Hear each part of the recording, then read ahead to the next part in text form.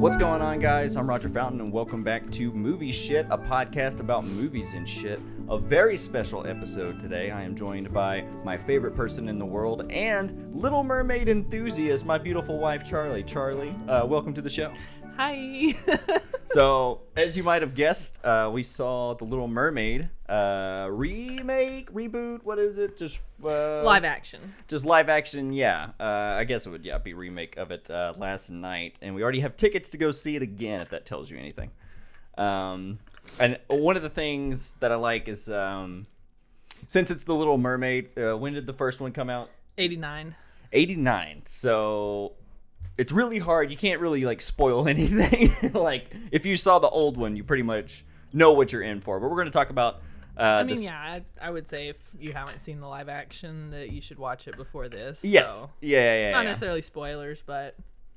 Yeah, we're gonna get into a little bit more like of the details of the things that they changed and stuff.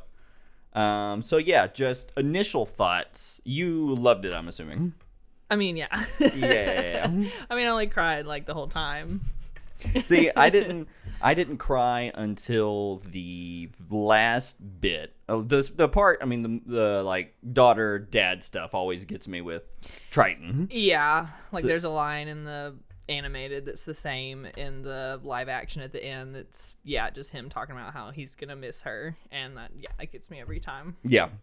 Yeah, because he's like, what does he say? He's like, there's only one thing left. Then how much I'm gonna miss or whatever. That's the thing. I was like, so we saw this in IMAX. We're gonna go see it in Dolby in 3D. Looking forward to the 3D. We saw the Titanic in Dolby in 3D, and that was really cool. And there's a lot of really good like shots that could be stereoscopically like made into like 3D effects and stuff. So let's talk about, what did you think about the character designs as far as like Flounder's new look, Sebastian's new look, that kind of thing? I know there was like a lot of talk about it and stuff because people wanted it to be more like cartoonish, but I think that was the kind of point of the live action, is to make it more realistic, kind of like Lion King type. I was okay with it. I was okay with it too. I liked Sebastian's look a good bit. It grew on me. The new the voice actor for Sebastian grew on me too. The only thing I would say is, so like the Lion King was like just straight up photorealistic. So like Pumbaa wasn't cute. Like Timon, I mean meerkats are cute anyway, but like I feel like in the eyes on Flounder and stuff, and his little lips and stuff, and his little tuft of fin hair, like they still kept a little bit of it still wasn't like photorealistic of fantastical elements, detail. Same with like Sebastian. Like obviously you can't really see crabs' mouths right in and real so life, they just like built so that they made little thing. that kind of thing.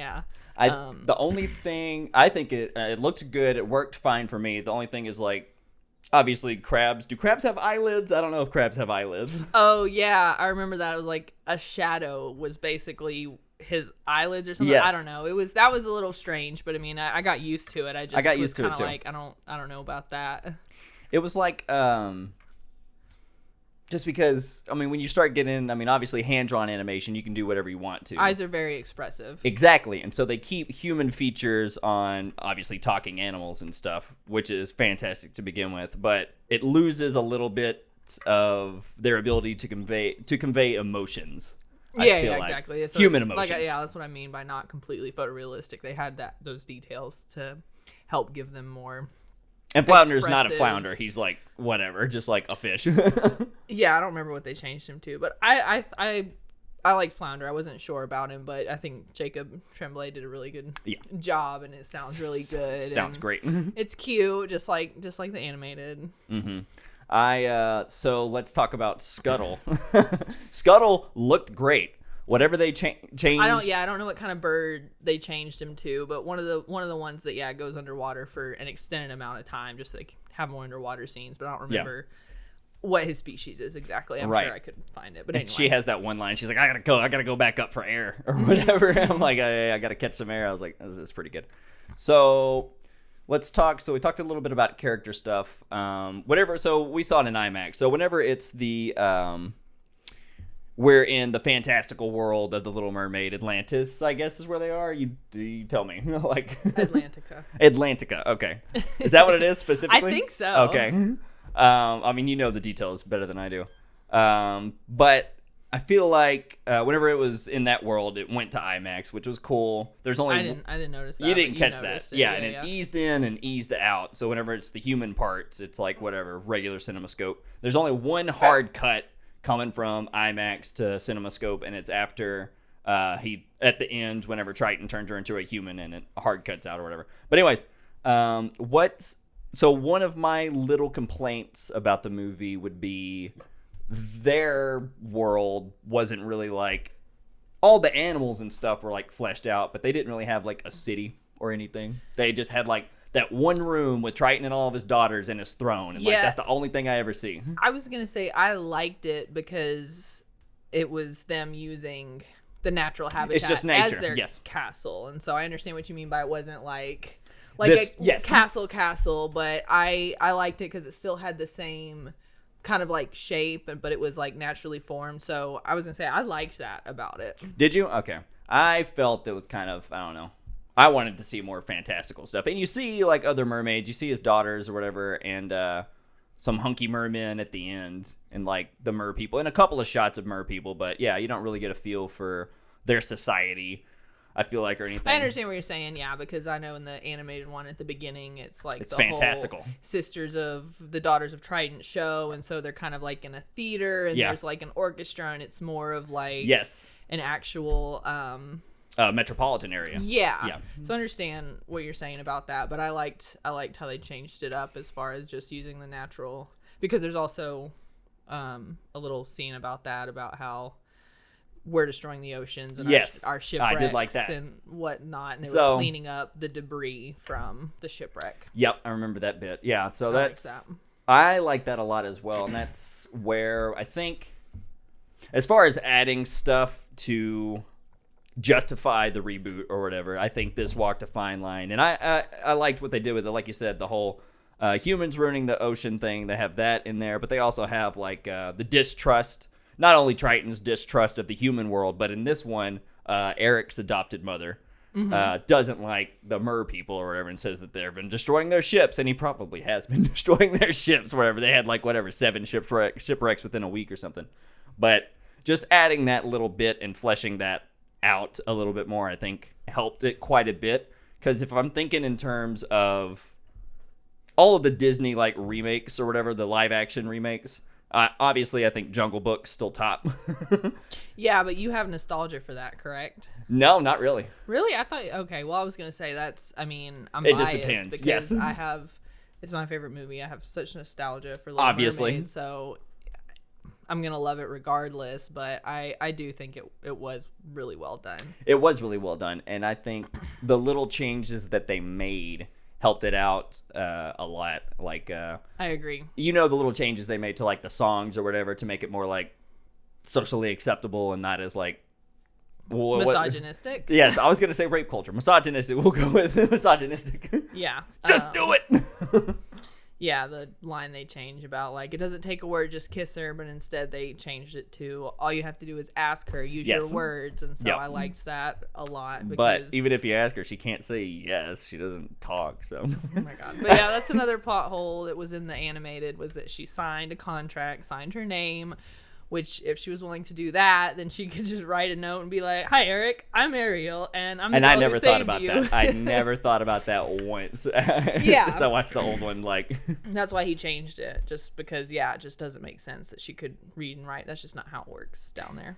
Right, and so that was a good call, and now it's like with her scale that they like seal the deal or whatever. It was like more, blood oath. More magic, more like Ursula was an actual like witch with potions and stuff. I mean, there's a little bit of that in the animated, but yeah, like with the whole blood and scale, like and all the different ingredients, it was good. I like that they kind of know that you are expecting this. They know what beats you're expecting to like see, and so they play with that a little bit with Ursula's bit whenever she's gonna change into Vanessa or whatever to mess up the plans. Like that whole little Melissa McCarthy bit where she's like, I can't find anything anywhere. Where's the thing I'm looking for? No! Oh, wait, here it is. Because everybody knows what's going to happen. And so it's just like, oh my God, what are they going to do? What are they going to change? What's she screaming for? How did you feel about Ursula in general? Melissa McCarthy, design, everything. I didn't mind it. I thought she did a good job. You were telling me that she didn't do any underwater shots, which I thought was interesting. I mean, from an interview I saw that, Halle did a lot, not a ton, but a lot of underwater stuff as well. But I feel like that was mainly for her hair and some of those effects they really wanted to see. But yeah, I saw that Melissa McCarthy didn't do any underwater stuff, and I think that's just because it wasn't as much hair. It was more animated. Like instead of like waist down, it was like higher up down. So I don't feel like she necessarily needed to be. I was gonna say she didn't need to. No, not with the way they mapped it out. Shot wise, it's a lot of close-ups. Exactly, that's what I was about to say. I noticed that about Ursula. It's all close-ups whenever she's talking and stuff. Mm-hmm. Like whenever she's doing the puppeteering on like the actual tentacles and stuff. I thought that was really cool. Some of that wasn't CG. Like whenever it wraps around Ariel.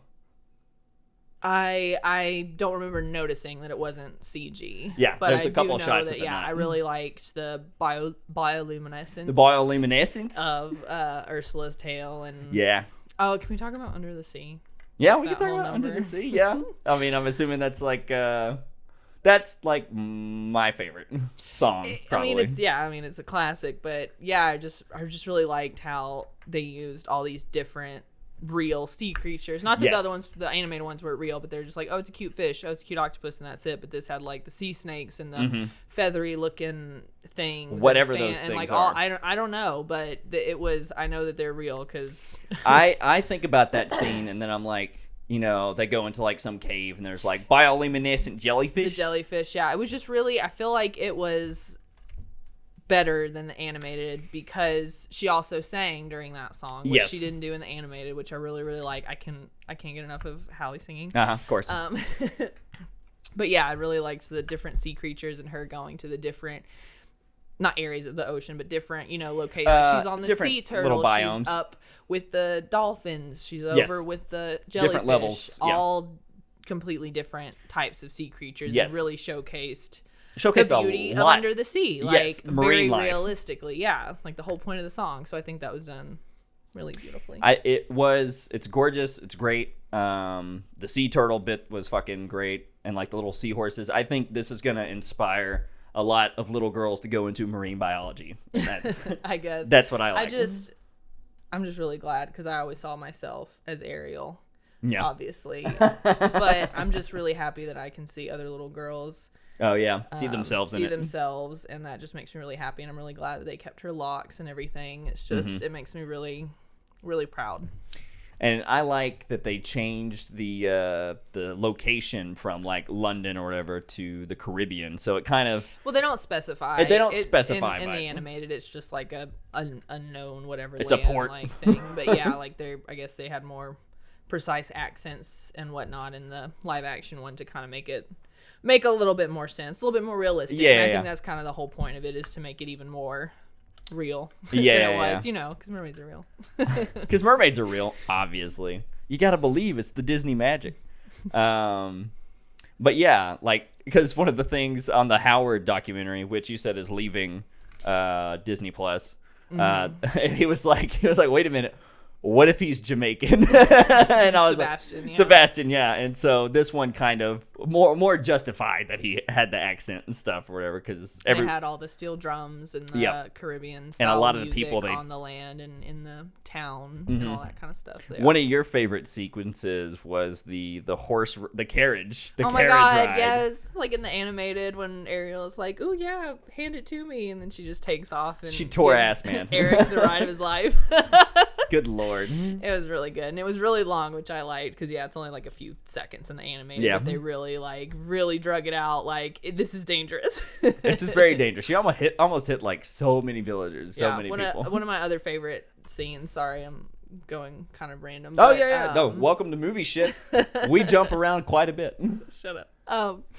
When he guessed her name, because like in the animated one, he like is guessing random names, and is like his third guess is Ariel out of nowhere. And it's like, oh my God, yeah. Well, Sebastian hints at it or whatever, but I like this how he was like, Yeah, it was my favorite. He was pointing out all the constellations, and he pointed out Aries, which I'm an Aries. And that was amazing. And so when he was pointing out all those things, then they started talking about the name, and she like pointed at Aries and that's how he got her to say Ariel. And she's like, and so I was like, it was so cute. It was she's too cute. I can't like. In the history of the entire universe forever, there will never be a better casting as Halle Bailey as Ariel. Like, literally too cute. Like, I did like cute. So let's talk about the new numbers that they added in. Eric gets his number. What is it? Uncharted Waters. What? It was fine. I think he has a really good voice. I was kind of hoping the song would be more about him searching for the uncharted waters rather than searching for her through the uncharted waters. So that's kind of it was still all about her, which is fine. I'm all about her too. But yeah, I figured it would be a little bit more grounded, but it was still he has a good voice. It's fine, yeah. Performance. That's what I was about to say. The performance of that song in the movie was giving me like Troy Bolton on the golf course vibes. On High School Musical 2. It was a little almost too dramatic somehow. It was. And like I said, it reminded me of Agony, the number on Into the Woods when Chris Pine is like, Agony!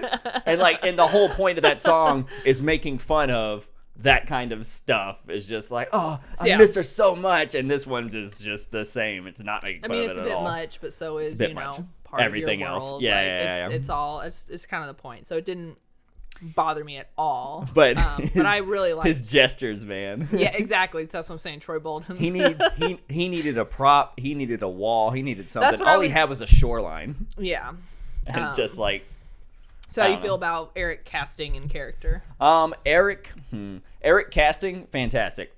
Eric character still a little flat, but better in this than this guy. Yeah, he was nothing in this. He's nothing in this. I really loved the costumes, the translation of the boots and everything. Yes. Because it is kind of silly. It's very, obviously very red, very blue. It looks good. Looks good on paper. Yeah, I don't remember whose name. I saw who did all the costuming, but the costuming was really, really good. So good. And yeah, I think Eric looked really good because of his like lighter color eyes, and they actually played on that a couple times. There were a couple shots. I don't know if you noticed where the way they had his eyes angled. It was like just like stark blue because that's what it is in the animated. I did not notice that. Yeah, I liked that a lot. I think what I liked. So Eric, whatever. He's an adopted prince in this. He has an African American mom in this or whatever, and obviously Ariel's African American. What I like is that they bond over. They don't have this. They didn't have this in the cartoon, I don't think. So she collects all this stuff, thingamabobs and whatever stuff from the surface world, and he also collects everything from his like adventures and stuff, and so he has a whole room full of crap. They're both just hoarders. They have a whole room. They both have whole rooms full of crap, and he's like, I don't know if you'd be interested in any of this. She's like, yeah. They just both have this desire to know the unknown, to know more. Yeah, and that's one of the reasons. And they spend all day talk about it, day and night. Yeah, and that was I've seen some people on Twitter and stuff talk about it, but yeah, it's really cute how she just wants to know more and more about his stuff, and he isn't like, oh, this stuff's boring or whatever. Like he is just patient with her and thinks it's really cute that she wants to know all this. Like when she keeps getting all the maps out, and he's like, oh, another one, okay. Yeah. He's like, oh yeah, this, yeah. It's really, really cute. It is cute, and I think because she falls in love in like whatever a day. 3 days, like super quick or whatever. It's Little Mermaid, yeah. And it's the Little Mermaid, and so I'm just like, I think this movie does a better job of encapsulating why and like what they have in common and stuff. So I like that. Oh, the Little Mermaid trinket was adorable was great. When he said, "Oh, that's my Little Mermaid." That's my Little Mermaid. Oh my God, he admitted it. Anyway, so let's get back to the new numbers. The number, what's the number called? She has in her head. Whenever she has her voice taken away, learning to stand or something like that. Learning to stand, something like that. And it's like a bunch of like first time things or whatever.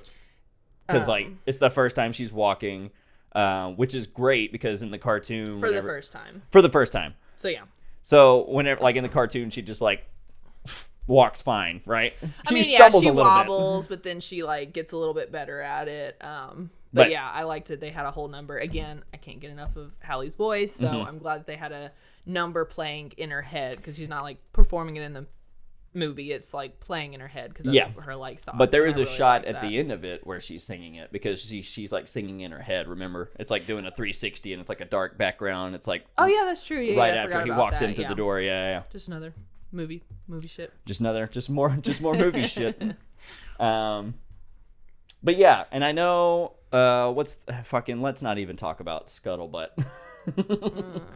It was fine. It's fine. Everybody in our theater really liked it, because as soon as it was over, there was some laughter and a little bit of clapping. Yeah. So I'm like, I mean, we saw it with an okay it's crowd. Little Mermaid, so I'm not going to be mad at it. But I mean, it's just a bunch of my exposition. thing is, really, Scuttle's annoying and animated. That's Scuttle's kind of supposed to be annoying, so Yep.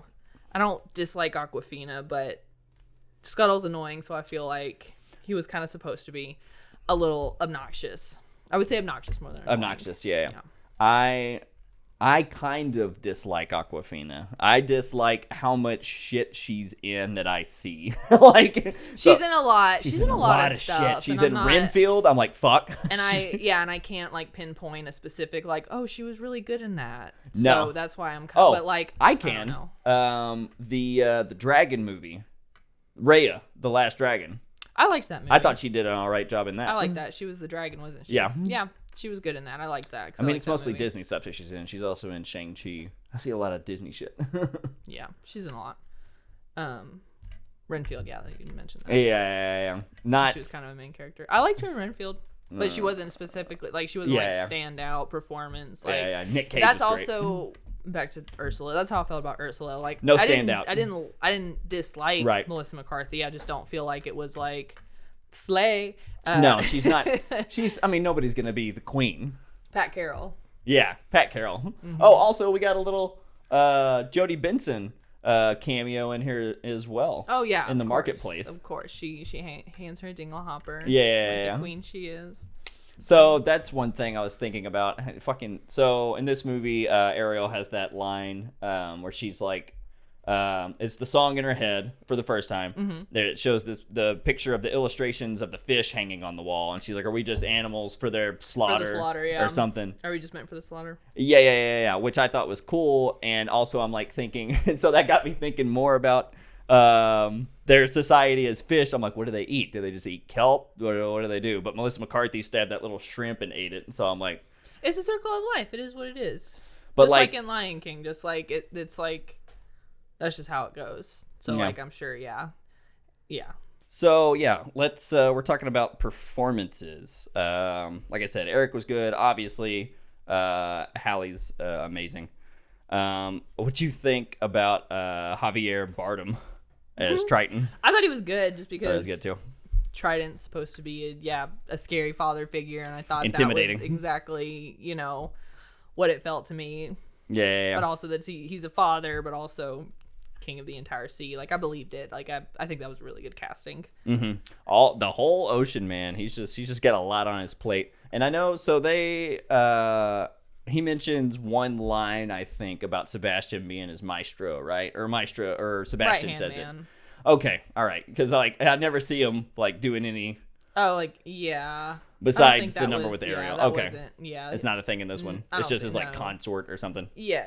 Yeah. Just like one of those animated movie. Like, he's fun. He's like, he's a conductor. I don't know. He does silly things. But yeah. So what is that? All the new numbers in there? You have a little bit of you have the Part of Your World reprise number 3. Oh yeah. Which is her after she sees, Eric and Vanessa together, and she's like, why did I do this? What did I give this up for? I don't remember that in the animated. I don't think it was in there either. Again, can't get enough of Halle singing. If there was 8 reprises, I'd be like, yes, give them to me. So let's talk about the finale. Ursula gets big in this. She gets like really big. Yeah, that's how it happens in the animated. You don't remember? I know she gets big, but does she get like? Because like they're like the size of the crown. Shot for shot. That's what happens in the animated. Is when she rises up, they're holding each other's hand, and the crown goes between them, just like in the live action. Yeah, it's the same. Okay, and cool. and stirs the sea.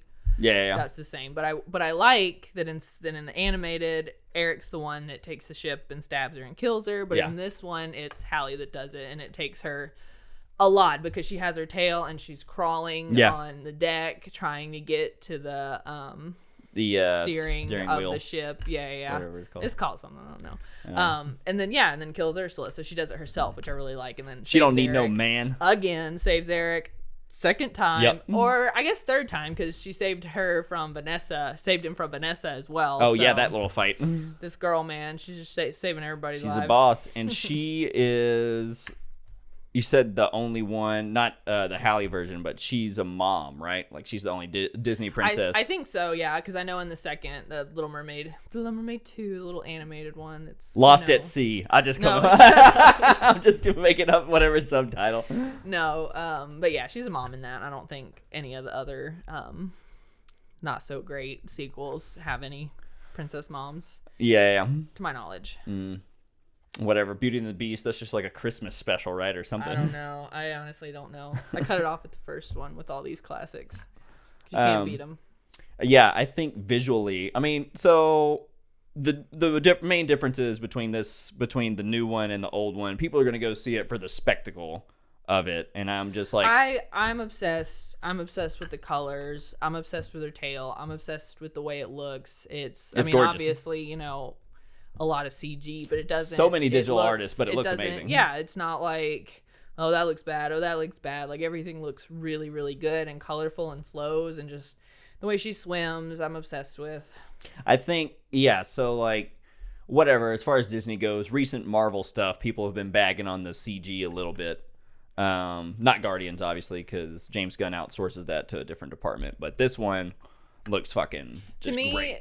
To me, CG is just where we are in film.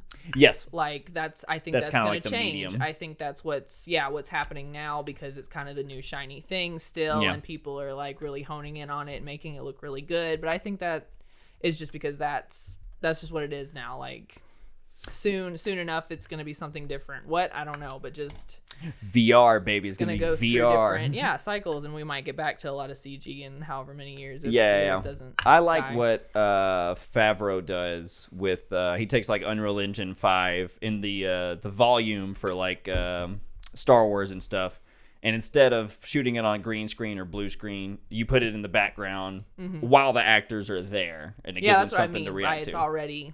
It's already changing a little bit. Yeah, exactly. But yeah, some of the most like iconic shots, like whenever part of your world, whenever her hand comes up through that crack or whatever in the sunlight, I was like, killing it, crushing it. And then redoing all of the posters, all like these, like her reaching up, they do all that, and the rock shot, obviously, yeah, that part of your world, that was amazing. When she first gets her legs and she flips her hair, she needed help with that. They took 20 takes, and there was somebody in front of her who threw her hair back because that's how heavy it was. Oh my god. Poor kid. What's it? She was like, slaps. She said, it hurt her neck really bad. Oh, they do it like one take. Let's get it on one. No, they did 20. Oh my god. I know. She had to get a massage. They got afterwards. it though. They got it. They got that shot. Got the shot though. I can't wait to see it again. I'm so excited. One of the things that was a little awkward for me was the rock shot. Part of the world. She does that pop up, but getting up the rock. You didn't like the finger crawling? No. At first I was like, huh, and then I was like, oh, she has a tail. Like she can't. She kind of has to pull herself up. That's how she has to pull herself up. Like it makes sense, but. Yeah. It was just silly. A little bit cringe for you. It was a little bit cringe. It looked like a little crab. I don't know. She's a sea creature. She is a sea creature.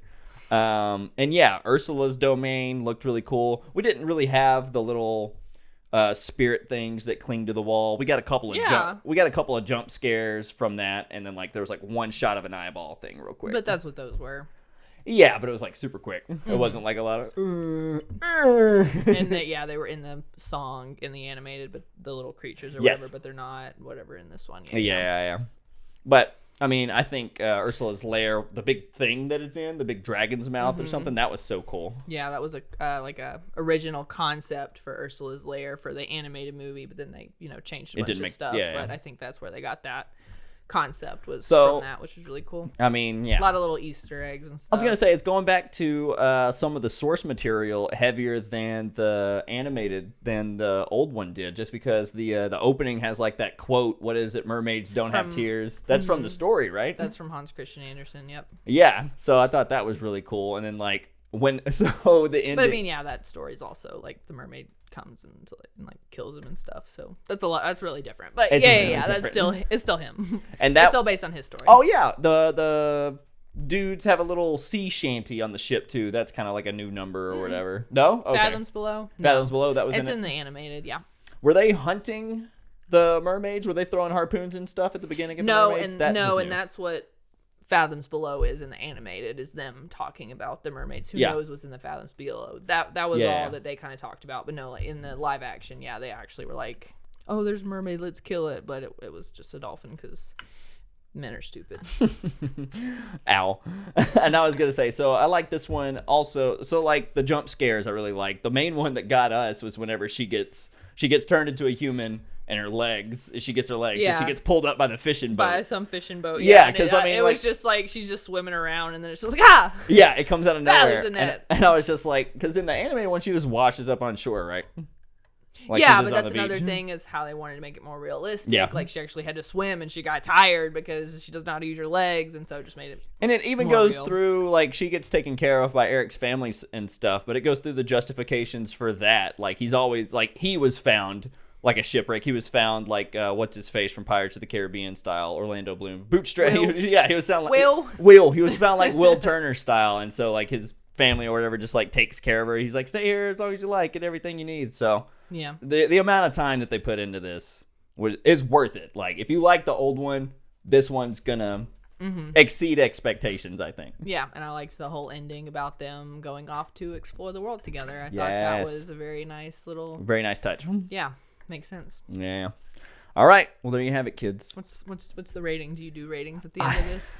I don't. 2 out of 3 skulls. Like, what do you do? I used to do ratings. I don't do them anymore. But I did the last.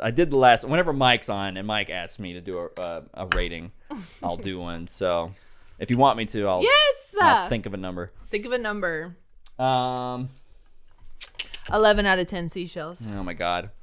There is no French chef chasing after Sebastian in this one. Don't be disappointed. That was some of my favorite bits. And the Daughters of Triton song isn't in there, which is always a little disappointing for me. See, I don't even know that one. Yeah. But anyway, number. What do you give it? I just said 11 out of 10 11 seashells. out of 10. No way. We're going to go... Hallie's the one that takes it over the edge. It looks really good. The marine life is what puts this up there for me. So I'm gonna say 8 out of 10. We'll go 8 out of 10. I'll take that. I was gonna go 7, but it looks really good and they put a lot of work into it. So I can't. Anyway. Yep. All right, guys. That's it for movie shit. Thanks for stopping by, and thank you, Charlie, for being my very special guest. You're welcome.